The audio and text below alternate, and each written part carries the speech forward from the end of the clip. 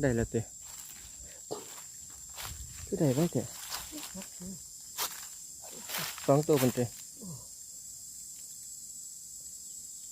ตัวหนึ่งตัวเมียตัวหนึ่งตัวถึกตัว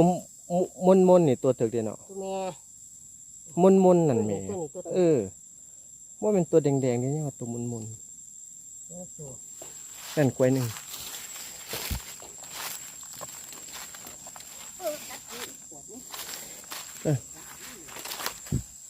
เห็นไหมยี่ตัวเป็นยอดขึ้นอยู่เป็นตะไลตัวอยู่ดิเพิ่งฝวยมันเนี่ยสองหูเหมือนตัวนั้นคือว่าหลายตัวเป็นยังไงเนี่ยสองหูกับสีน้องไม่เดียวกัน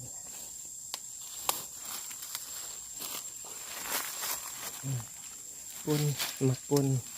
ว่าไหวดอกเมื่อยว่าอยู่โลกกะสร้างมันเมื่อยเหมือนตาตัวนั้นยอดคือปุ้งดีแต่ตัวนี้ปุ่นแดงจึงคืนอยู่มาคอดเลย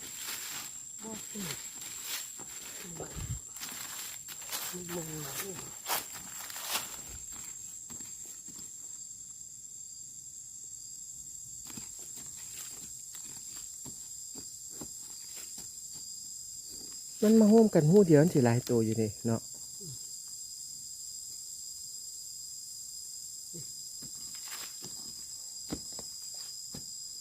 กินนู่นพี่น้อง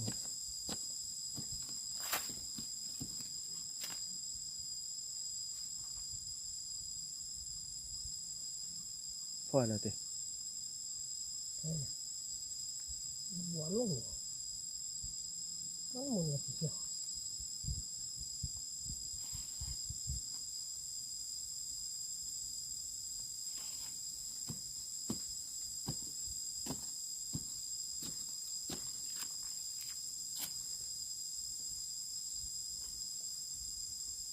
อย่าบ่พอเลย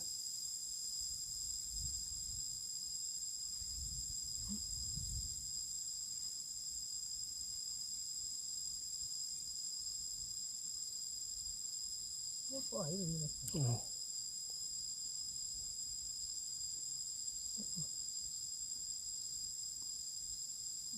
ก็ลุกไปบวกงูเลย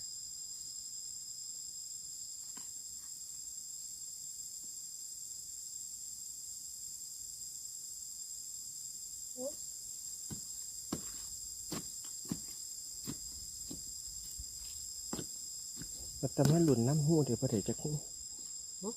วัตมาหลุนน้ำหูเดี๋ยวประเดี๋ยวจะคุ้ง